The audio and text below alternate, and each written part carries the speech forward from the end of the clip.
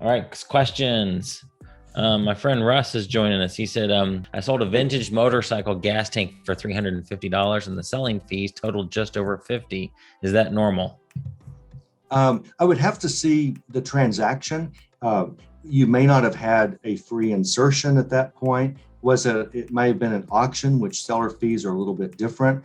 Uh, in certain categories, seller fees can be a little higher than other categories. And also, if PayPal was involved, PayPal charged you. Most of you who have sold on eBay before may not know this. PayPal is not owned by eBay anymore, and eBay doesn't really like PayPal anymore. And very few accounts still have PayPal for sellers. And most by the end of 2021, they were going to do this last year, but the the martial law stuff, just they didn't make this major change like they were going to.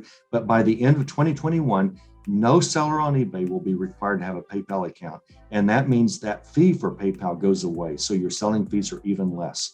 So it could have been a number of things, but in general, oh, and also good sellers, I said, so top rated sellers, they will pay a little bit less. And so it could have been a number of things. I'm trying to think. So 350, is that like 1/7, I guess, selling fee? That seems to be a little high to me, but it could have been several things. Now, also, eBay will take, if it was free shipping, eBay will take the shipping out of your funds. So if you didn't offer free shipping, if you did offer free shipping, then part of that fee was shipping costs. And there are various reasons there could be that high a fee. Okay.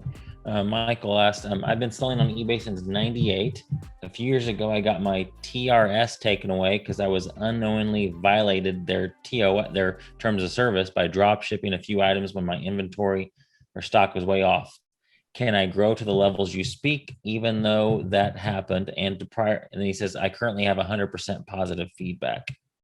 Absolutely. That is, and we just did a post, I think 4 days ago on what is allowed. You actually can drop ship on eBay in certain ways, but if you're listing something on Walmart.com and you want to just make 50 cents on everything you sell and you're just drop shipping from Walmart, that's a big no-no, and eBay will really come down hard on you. I'm sort of surprised they didn't cancel your account. It's that serious. But if they didn't cancel your account, you're fine. Now, if you start selling again on eBay, for all of you who are new to eBay and who haven't sold on eBay for a while, you will have some selling limits. eBay has fraud buyers just like anyone else, and eBay's trying to limit that. If you haven't used your account in a while, or if you're a brand new seller, eBay doesn't know you.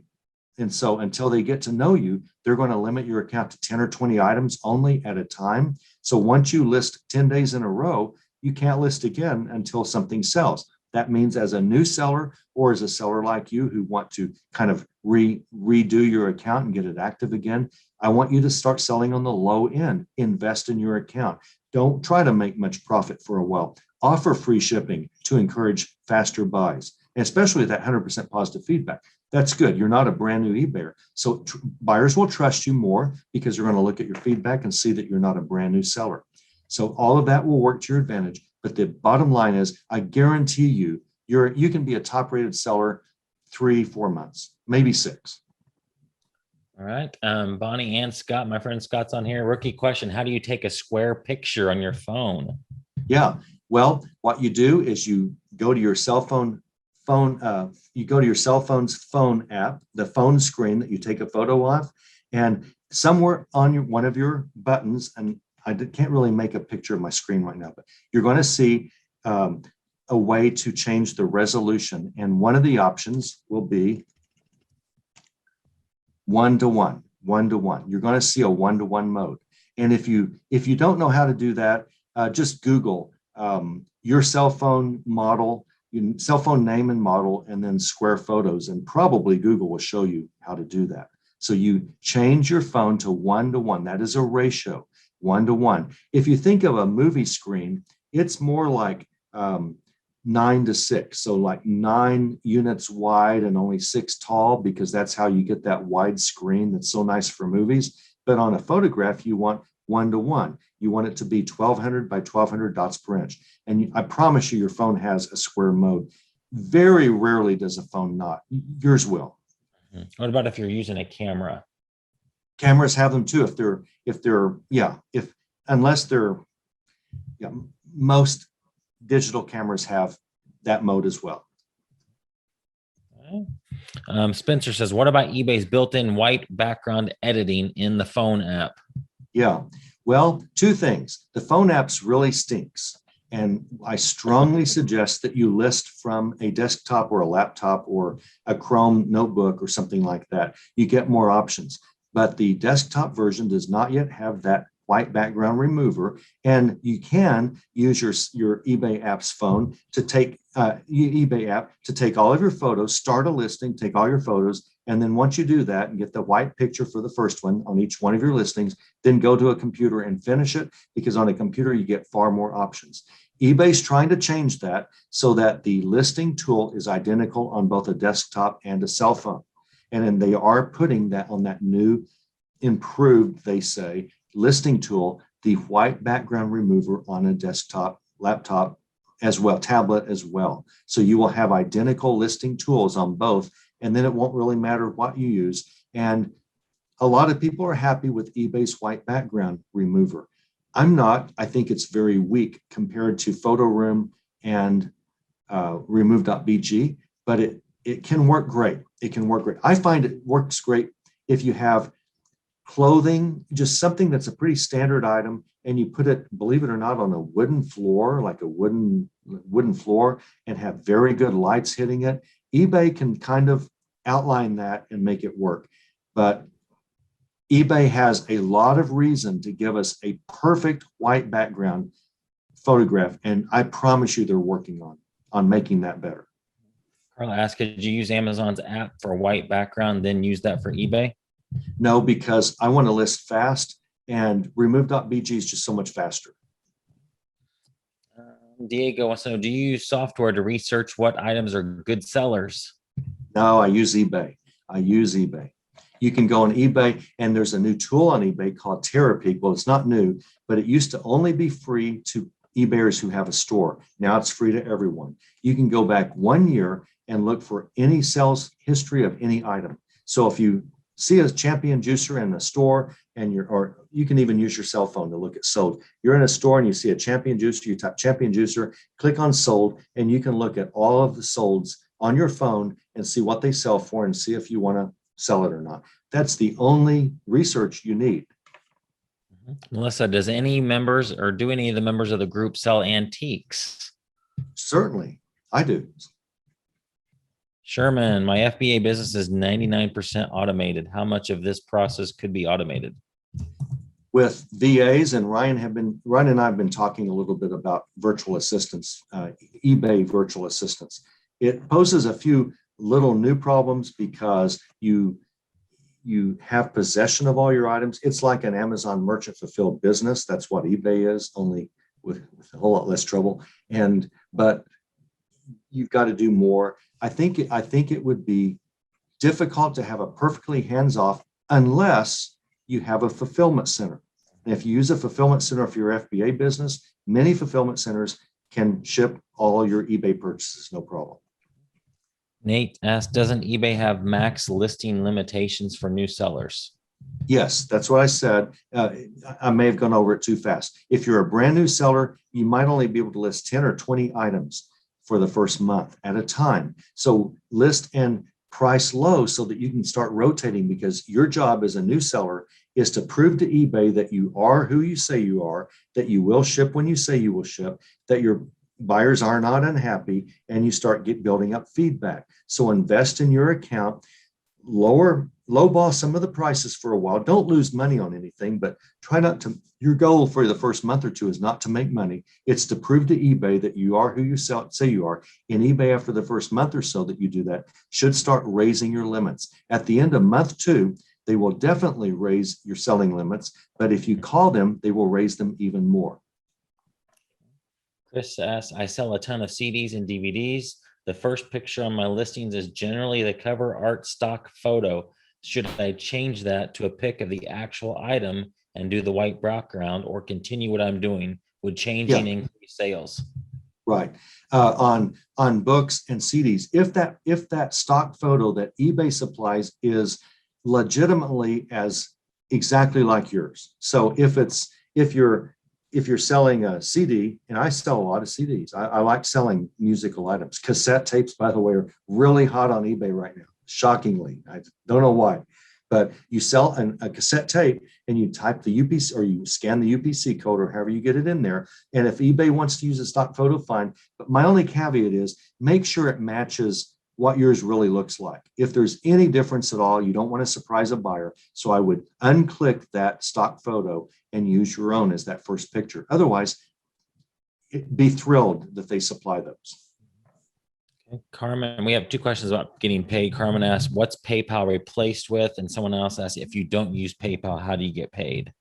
Good questions. I should have said this. So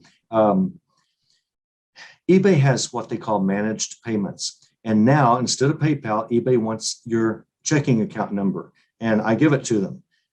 I wouldn't hesitate to give it to them. eBay has a lot to lose not to be secure with this. Anything can happen on any platform, I realize. But PayPal has your bank account information because you're transferring your PayPal funds back and forth to your bank. Give eBay, whenever they ask for it, you let eBay have it. Here's what eBay does every night, 5 nights a week. They put yesterday's sales into my bank account, 5 nights a week. Monday night, I get Friday's sales. Tuesday night, I get Monday's income, and so on. All of my income goes straight to my bank every single day. Take that, Amazon. Suman asks, what's the rule on selling CDs or DVDs, especially if they're slightly used? Can they still be returned for a refund? Oh, yeah. If you're smart, if you're a smart seller who wants to really make a lot of money on eBay, you will offer full returns at all times, no questions asked. If the buyer is fraudulent, they return a different CD, eBay will protect you. There are ways to protect you that way. But in general, here's what you do with returns. Every marketing person on earth understands the following truth, and it's counterintuitive. The longer you give free returns, the less likely a buyer will return something. The longer the return time window that you give free returns on, whether it's a CD or a dress, the less likely the buyer will return it. This is because if you give 7 days return window, they don't even have a chance to even try it. And they're already worried about getting their money back. And just in case it's bad, I'm going to ship it back now and later I'll try it again. If eBay offers a maximum of 60-day free returns, that's what I have on all my listings. If eBay allowed a year of free returns, every one of my listings would be a year. And if eBay offered a 10-year free return policy, every single one of my listings would have 10-year free returns on all items. So folks from Canada, can I sell on eBay US? You can. I don't know the exact deal about that, but many people do. I'm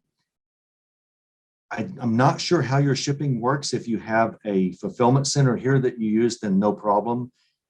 There is a minor problem with having an address for your business that differs from your shipping address. eBay might suspect you as being a drop shipper when you're really just shipping your items out of your warehouse or warehouse space that you lease. eBay doesn't mind you doing that, but there might be a little mix up at first whenever they might think you're a drop shipper if your address changes.